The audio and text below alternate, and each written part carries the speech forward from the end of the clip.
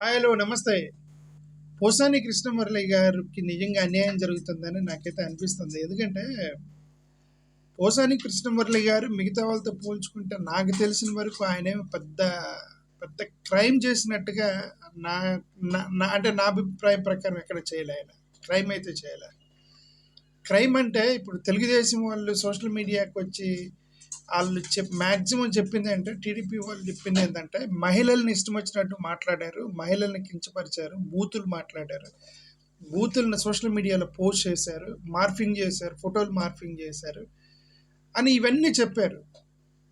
ఇది క్రైము, మీరు సోషల్ మీడియాని ఎట్లా అంటే అట్లా వాడతారా, బూతులు మాట్లాడారని ఇవన్నీ చెప్పుకుంటూ వచ్చారు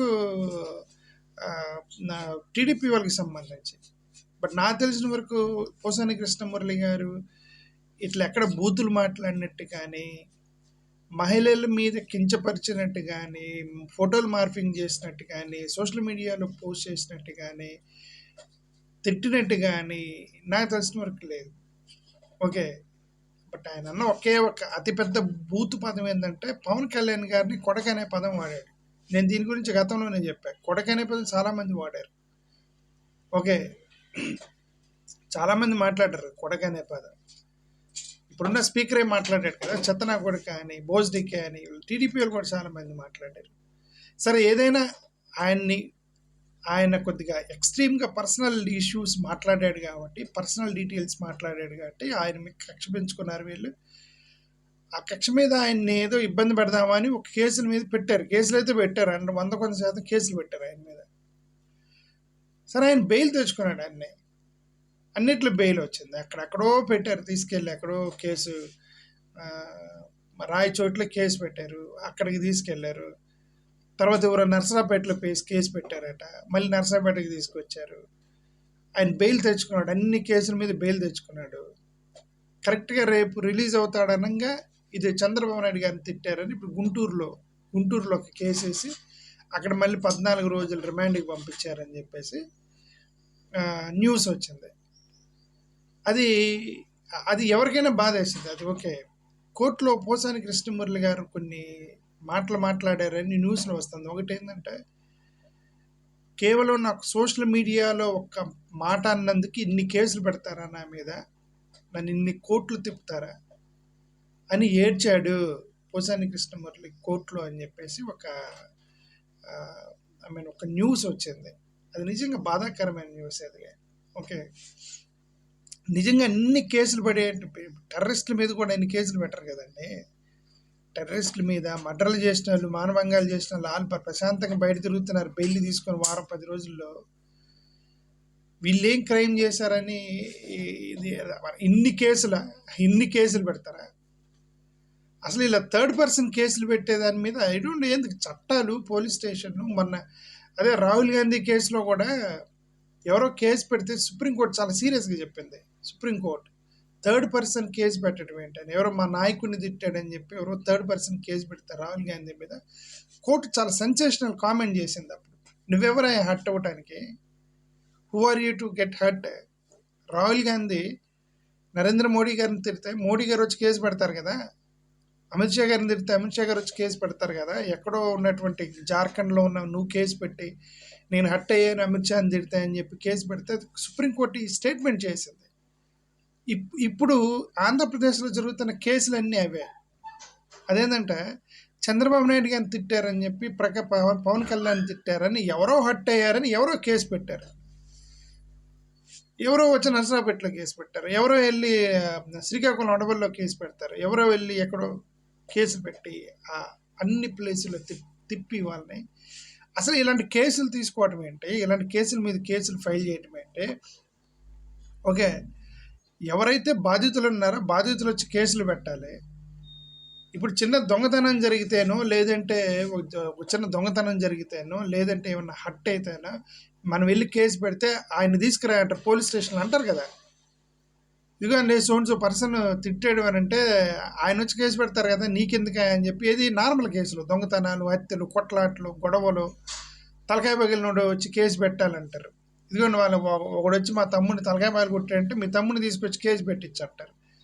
ఇదిగోండి భర్త నా ఇదిగోండి మా అక్కని మా బావ రోజు కొడుతున్నాడు, హింసిస్తున్నాడు అని చెప్తే మీ అక్క నుంచి కేసు పెట్టమని గృహహింస చట్టం అంటారు. బాధితుల నుంచి కేసు పెట్టమంటారు కదా.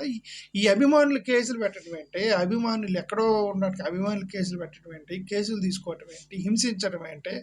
ఈ చట్టాలేంటి? ఇలాంటి న్యాయాలేంటి అనేది అది సో సర్ప్రైజింగ్. ఇది ఇలాంటి చట్టాలు కూడా భారతదేశంలో ఉంటే ఇంక ఈ విధంగా పోతే ఎవరిని బతకనివ్వరు కదా. ఇప్పుడు if you're taking cases like this, nobody can survive on the earth. కాదేది కథకు అనర్హం అని ఒకటి ఉంది కదా. ఇది కాదేది కేసుకు అనర్హం, కాదేది కేసుకు అనర్హం అని చెప్పి ప్రతి దాని మీద కేసు పెట్టవచ్చు. అప్పుడు ఎవడో చెప్తాడు నాకు నేను హట్ అయ్యానని. మహేష్ బాబు పోస్టర్ దించాడు, నేను హట్ అయ్యాను, నేను అభిమానిని, మహేష్ బాబు అభిమాని అని చెప్పి కేసు పెడితే అరెస్ట్ చేసేస్తారా? ఓకే, అదే నేనేమన్నానంటే తప్పైతే బాధితులు వచ్చి కేసు పెట్టారు. చంద్రబాబు నాయుడు గారిని తిట్టారు అంటే కేసు పెట్టింది ఎవరు? చంద్రబాబు నాయుడు గారు కేసు పెట్టారా? ఇదిగోండి పోసాని కృష్ణమురళి నన్ను తిట్టాడని ఎవరో కేసు పెట్టడం ఏంటంటే వీళ్ళని హింసించడం ఏంటి? అక్కడ తీసుకెళ్ళి అక్కడ తీసుకెళ్ళి 3 చోట్ల 4 చోట్ల 5 చోట్ల. ఓకే, నిజంగా ఆయన అందుకే కోర్టులో నేను ఆత్మహత్య చేసుకుంటాను అన్నాడని చెప్పి ఆ టైటిల్ చూస్తే ఇదేం దాన్ని ఆత్మహత్య చేసుకునేది ఏంటి? అది కొద్దిగా మీడియా ముందుకు వచ్చి గట్టిగా మాట్లాడే వాళ్ళు ధైర్యవంతులని అనటానికి లేదు. వాళ్ళ ఊరికి అంటారు, మీడియా ముందుకు వచ్చి గట్టిగా తొడలు తెరిచే వాళ్ళు ఎవరికి కూడా ధైర్యం ఉండదు. ఇప్పుడు ఎగ్జాంపుల్ పోసాని కృష్ణమురళి కోర్టులో నన్ను హింసిస్తున్నారని ఏడ్చాడు, ఆత్మహత్య చేసుకుంటానన్నాడు జడ్జి తోటి, ఇన్ని కేసులు పెట్టారని చెప్పి అన్నాడు అని అంటే మరి ఇంకా ఆయన ధైర్యం కోల్పోయాడు అని అర్థం. స్టంట్ వేశారట ముసలోడు. అదే చెప్తున్నా అండి, రాజకీయాలు అంటే కుర్రోళ్ళ మీద చూపించుకోవాలి. మరి 70-30 సంవత్సరాల ముసలాళ్ళ మీద అంత ఏజ్డ్ పీపుల్ని తీసుకెళ్ళి కరెక్ట్ కాదు అది. ఓకే, చంద్రబాబు నాయుడు గారు 75 ఇయర్స్. మరి చంద్రబాబు నాయుడు గారిని జైల్లో పెట్టినప్పుడే, జగన్మోహన్ రెడ్డి గారు జైల్లో పెట్టినప్పుడే దాని ఎఫెక్ట్ అనేది రిజల్ట్లో తెలిసిపోయింది కదా. ఓకే, దాని ఇంపాక్ట్ ఏదైతే ఉందో అది రిజల్ట్లో తెలిసింది. ఒక ఏజ్ క్రాస్ అయిన తర్వాత ఇక కక్షల్లోకి తీసుకురాకూడదు. జగన్ గారు లోకేష్ గారు కొట్లాడుకోవచ్చు, జగన్ గారు పవన్ కళ్యాణ్ లోకేష్ పవన్ కళ్యాణ్ వీళ్ళు కొట్లాడుకోవచ్చు. కానీ కొద్దిగా 60 ఇయర్స్ దాటిన వాళ్ళని కేసులు పెట్టి హింసించడం అనేది, ఈ రాజకీయాల్లోకి తీసుకెళ్ళటం అనేది కరెక్ట్ కాదు.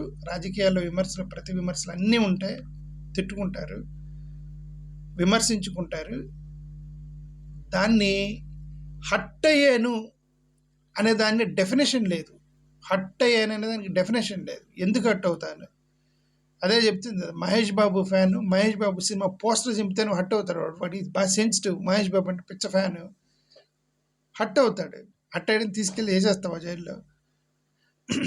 ఓకే, ఒక్కొక్కడు కర్ర తీసుకుని కొడతారు. ఒక 10 మంది కలిసి ఒక దళితుని పట్టుకెళ్ళి పిచ్చ కొట్టారు ఒక చోట. ఆడ కేసు కూడా పెట్టలే. ఎందుకు? ఆడ కేసు పెడితే మళ్ళీ ఆయన బెదిరిస్తారు, నువ్వు కేసుకి వెళ్తే నీకు డబ్బులు అవుతాయి, పోలీసు స్టేషన్ల చుట్టూ తిరగాలి, కోర్టుల చుట్టూ తిరగాలి. నిజంగా ఆ రోజు పేదోడు ఆ రోజు భోజనం చేసేవాడు తప్ప అని పిచ్చ కొట్టుడు తన్నులు తిని తలకాయ పగలించుకొని కాళ్ళు చేతులు ఎరగొట్టుకొని కేసు కూడా పెట్టలేడు. ఎందుకంటే డబ్బులు అయిపోతాయి అని చెప్పి. ఈ కేసులు ఏంది? ఎవరో తిట్టారట, ఇంకొకరు ఎవరో హట్ అయ్యారట, వాళ్ళ కేసులు పెట్టేసి ఈ విధంగా పెట్టుకుంటే ఈ ఆంధ్రప్రదేశ్లో ఎవడు బతకడు.